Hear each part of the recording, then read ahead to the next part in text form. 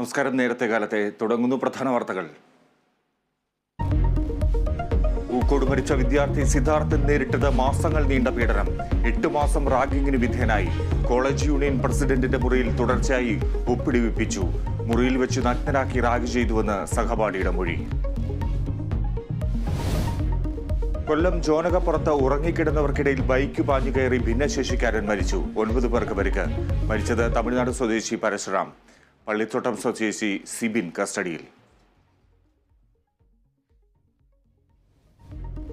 റഷ്യയിൽ ഭീകരാക്രമണത്തിൽ മരണം 60, 100-ലേറെ പേർക്ക് പരിക്ക്. ആക്രമണം മോസ്കോയിലെ ക്രോക്കസ് ഹോളിലെ സംഗീത നിശയ്ക്കിടെ.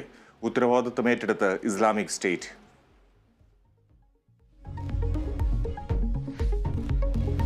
4 മണ്ഡലങ്ങളിലെ BJP സ്ഥാനാർത്ഥികളെ ഇന്ന് പ്രഖ്യാപിക്കും. അവശേഷിക്കുന്ന മണ്ഡലങ്ങൾ കൊല്ലം, എറണാകുളം, ആലത്തൂർ, വയനാട്.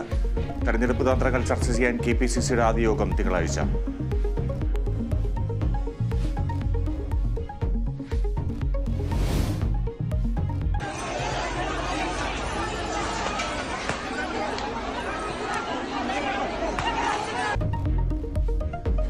തൃശൂർ ആറാട്ടുപുഴയിൽ പൂരത്തിനിടെ ആനകൾ ഇടഞ്ഞു. 3 പേർക്ക് പരിക്ക്. കണ്ണൂർ അടയ്ക്കാത്തോട്ടിലെ കടുവയുടെ മരണകാരണം അണുബാധയും കുടലിൽ രൂപപ്പെട്ട ദ്വാരവും. IPL-ൽ ചെന്നൈ സൂപ്പർ കിങ്സിന് വിജയ തുടക്കം. റോയൽ ചലഞ്ചേഴ്സ് ബാംഗ്ലൂരുവിനെ 6 വിക്കറ്റിന് തോൽപ്പിച്ചു.